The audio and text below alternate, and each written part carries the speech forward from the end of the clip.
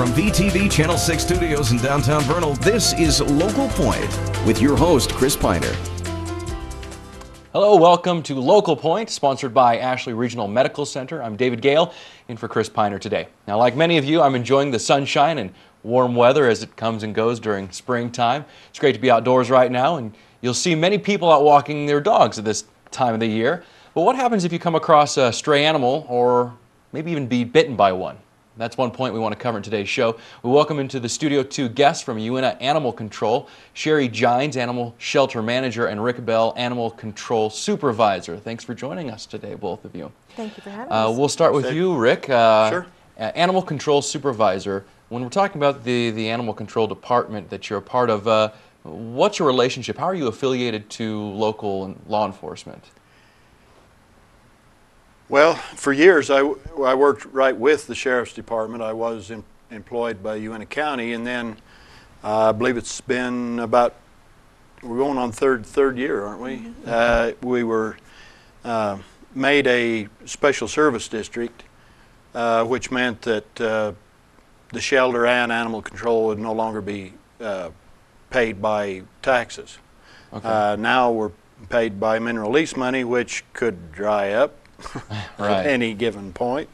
But we still work hand in hand with law enforcement, because that's basically what we do, is enforce ordinances for Uintah County, Naples City, Vernal City, and Ballard. Okay. What are some of those enforcements? What are the responsibilities of the Animal Control Unit? We're responsible pretty much in a nutshell for animals. Okay. Okay, people, you know, they call you the dog catcher. Well, we really do more than just catch dogs. We deal a lot with livestock, pretty much on a daily basis. We'll have some sort of livestock. If this morning, for instance, we had a lady call, hey, I've got a cow in my yard. I don't know where it come from. I don't want it.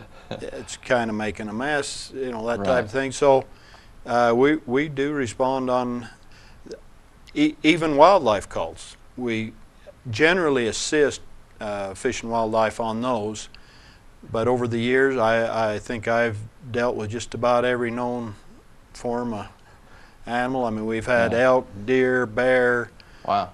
bobcat, moose, badger, you know, and on and on and on. The one animal that nobody wants to deal with is skunk. Oh, do you get a lot of calls on that? We get a few. Fish and Wildlife's not going to respond on a skunk call, and neither are we. I mean, we may give you some pointers, but So if you've got a skunk, you're kind of out of luck. Please don't. I mean, you know, and we've had calls, oh, there's a dead skunk out in the road. Well, Yeah. a few more trips, a few more cars, it'll be part of the That paper. just happens. I'm sorry, we're just not going to go up and scrape up skunks.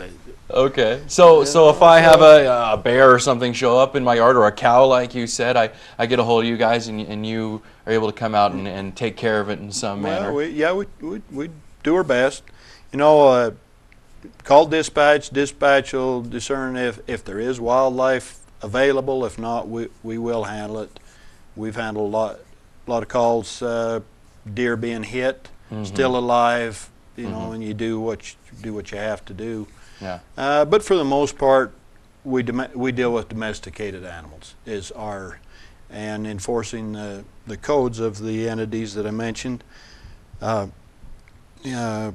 Barking, nuisance calls. Okay. Nuisance calls being, well, the neighbor walks his dog past my place, and this is a daily stop for the dog here in my front yard, and I'm just, you know, getting kind of tired of it. That type of a nuisance call. Always on garbage day, you can expect a call or two. Dogs in my garbage can, dumping garbage. You know, and there are some things that people can do. I'm not trying to make light of anybody's concerns or complaints by any means, but something that we've come up or noticed that works really well.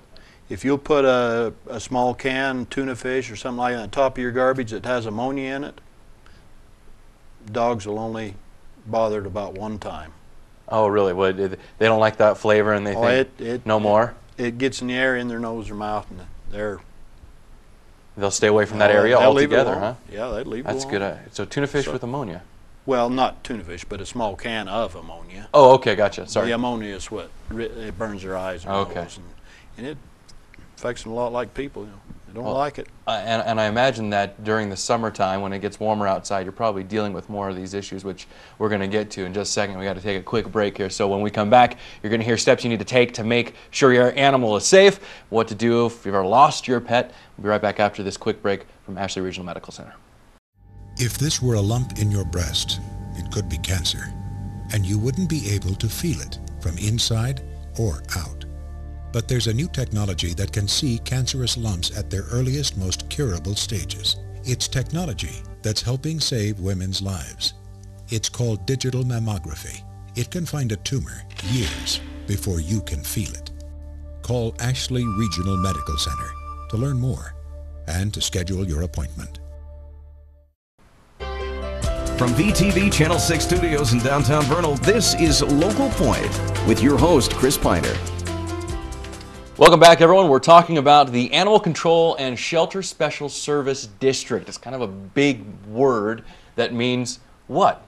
Sherry Gines is joining us now. You're the manager of that big word. That big word. What are the services that, I didn't even know that we had a shelter. What services do we offer? Dave, we get all of the impounded animals that Rick and the other officers bring in. Ranges from cats, dogs, ferrets, horses, cows, everything.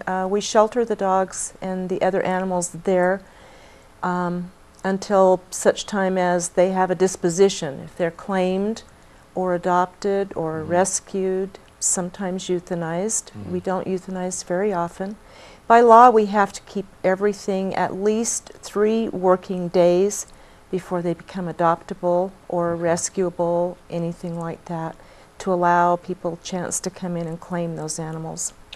So we care for them during that time, keep them clean, keep them well fed, and that type of thing. And do you find a change in statistics, the number of animals coming in, number of animals being adopted as the seasons change? Yes, very much so. And right now with the economic situation, there's a lot of people that can't afford to take care of their animals. Housing around, a few months ago when we had such an influx of people, there wasn't enough housing that would allow dogs and cats in the homes, so people had to own or release them. So we try our best to find them good homes. We have an excellent rescue group here that takes a lot of our animals, dogs and cats, to other cities and towns to have a super adoption and get them adopted there. Okay.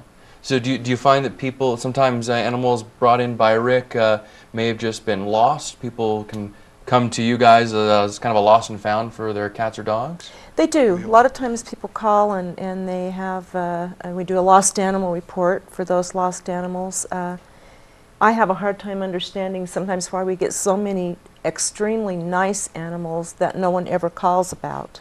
They don't call and they're missing them, they don't get claimed, so they're there. I mean, we keep animals sometimes for a couple of months waiting to get them adopted, and we never get a call from a previous owner.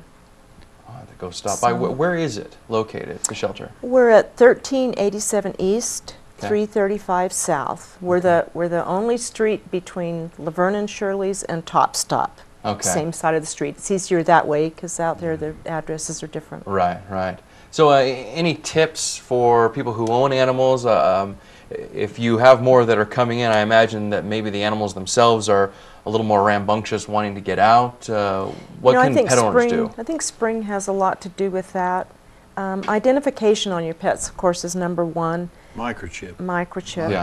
Microchip. We microchip everything that goes out of the shelter. We don't do outside animals, but we do microchips, and we can get a dog home if the owner's reachable almost instantly. You are supposed to have all dogs within Uintah County licensed, so they would have a current rabies. In order to obtain a license, they could have a rabies tag, license tag, microchip. Mark the insides of your collars with a marker with name, address, phone number, tags.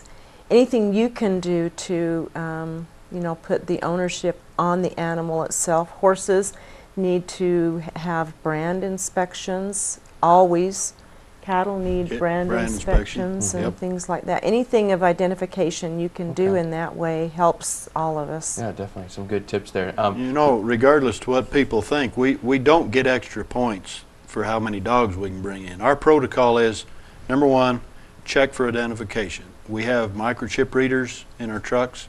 That's the first thing we try to do is check. If we can get home, hey, more the better. They call often to the shelter and want to know if we can tell them what the license number relates to, or so we try. Remember that. No quota for the dog catcher, as it were. No. All right. Thank you very much, Rick Bell, Sherry Giants, for joining us today.